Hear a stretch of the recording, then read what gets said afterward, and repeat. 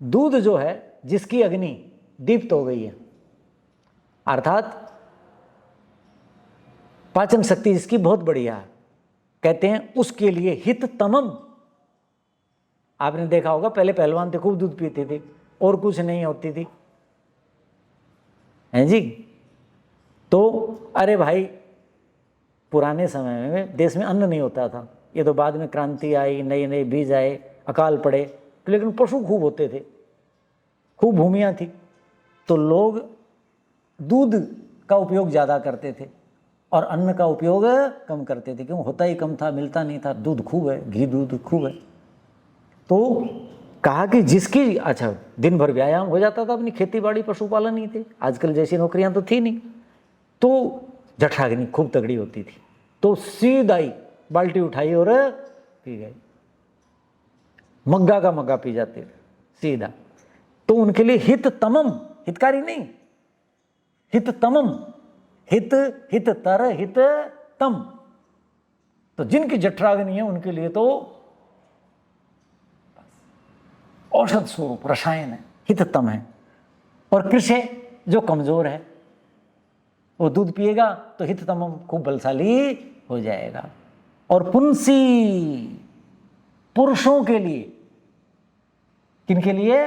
पुरुषों के लिए, संतान उत्पत्ति के लिए स्त्री पुरुष दोनों की धातुएं खर्च होती हैं, ठीक है कि नहीं? उधर अंडा होता है, वो तो स्थान पे एक जगह निश्चित है, लेकिन पुरुष के जो शुक्राणु हैं वो अंडे तक पहुंचाने हैं, तो उसके लिए क्या होता है?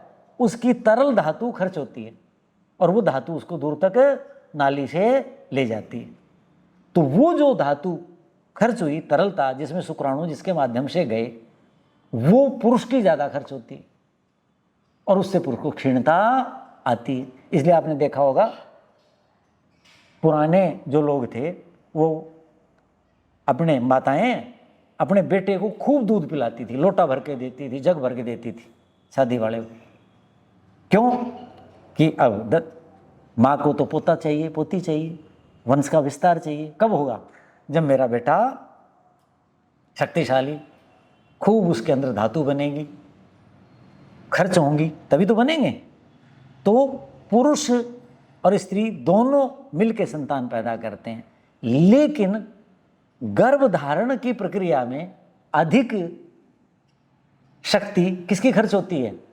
पुरुष की खर्च होती है, ठीक है? जो मेरा एक चिंतन है तरलता के कारण, तो लिखा पुंसी, पुरुष के लिए भी ये बहुत उत्तम है। आगे एक आचार्य भाव प्रकाश, आयुर्वेद के जो आचार्य संहिताएं उनके में अंतिम आचार्य हुए हैं, वो सबका सार, वो क्या लिखते हैं? वो लिखते हैं कि आपकी जब धातु खर्च हो, धातु खर्च कब होनी चाहिए? संतान प्राप्ति के लिए। अन्य समय में खर्च है तो इसका मतलब हम अपनी बहुत बड़ी हानि कर रहे हैं, बहुत बड़ी हानि है जी। जीवनम बिंदु रक्षणात्, मरणम बिंदु क्षरणात्, ऐसा आचार्यों ने लिखा है कि एक बूंद भी धातु नष्ट होने का मतलब है कि आप हानि कर रहे हैं, मरण का मतलब क्षीणता कर रहे हैं, मृत्यु शब्द, तो मरण का मतलब कठोर कह दिया, और रक्षण करते हैं तो आप अपने शरीर को, जीवन को धारण कर रहे हैं। इतनी बड़ी महत्व, क्योंकि बताया ना 7वीं धातु है, तो कितनी वो ऊपर वाली खर्च होते होते बनेगी। तो लिखा आचार्य ने कि जब पुरुष की धातु खर्च हो, स्त्री की भी होती है, विशेषकर पुरुष की, तो भारतीय सिनेमा, पुराने सिनेमा देखो, उनमें सास जो है वो जब अपनी बहू काम घर का सारा हो गया तो कहते जाओ बेटे सो जाओ, तो उसके हाथ में दूध का लोटा देती दिखाते हैं। पुराने समय की पिक्चरें देखो, क्यों? कि बेटे ये दोनों ने दूध तुमने पीना। क्यों? कि शरीर की धातुएं खर्च होंगी तब मेरे घर में वंश वृद्धि होगी। संतान किसे कहते हैं? सम मानी उत्तम, तन मानी विस्तार। संतान क्या है? हमारा उत्तम विस्तार है। तो माँ बाप क्या चाहते हैं? कुल की वृद्धि हो।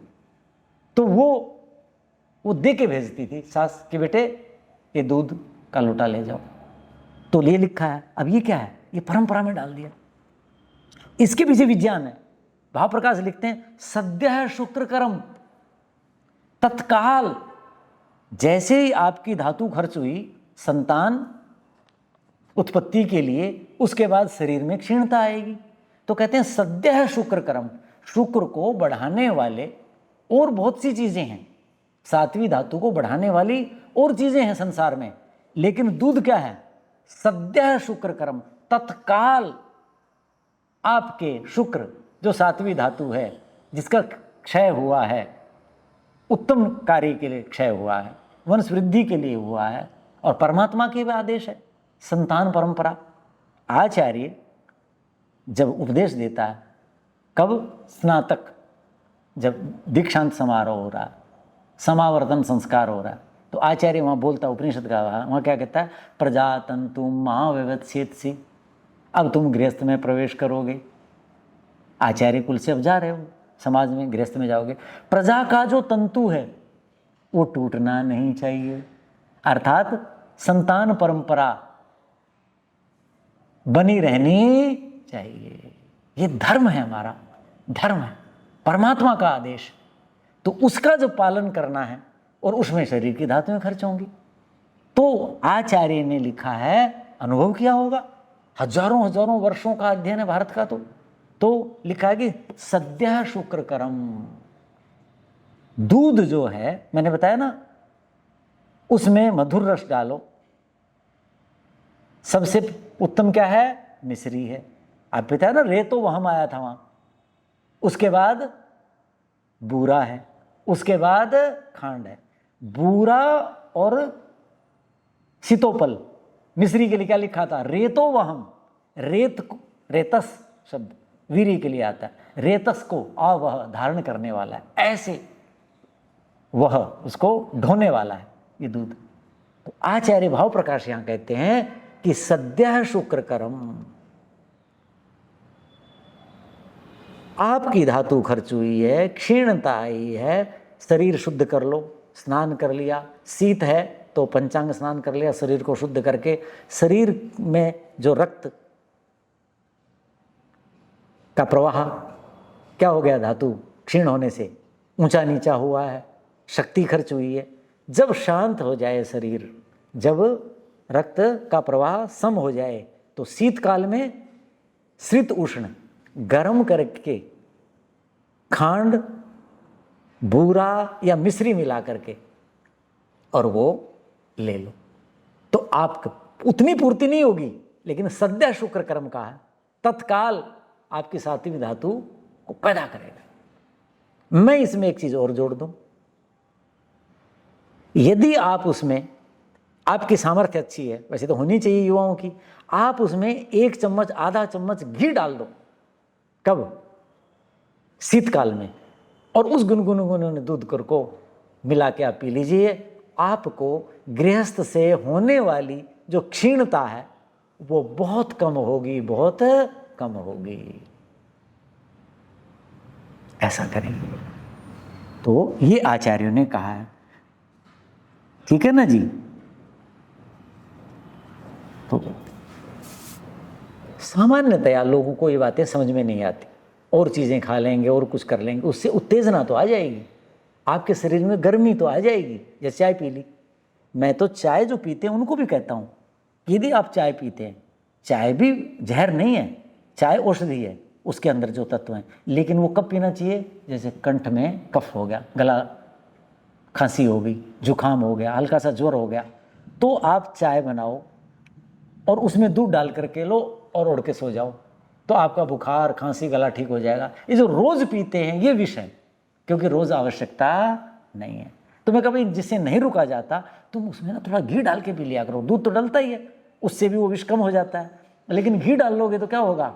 उसके अंदर जो विषैला तत्व है, कैफीन वगैरह, वो शरीर में रुक्षता पैदा करते हैं, विषैल है, तो ये उसको कुछ सम करेंगे। तो इस रूप में आप दूध का सेवन करेंगे तो आपको लाभ होगा।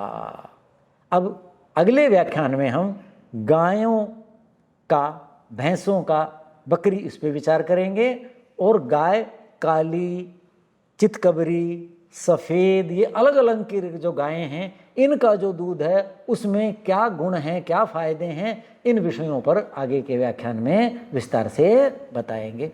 ओम शांति शांति शांति। ओम।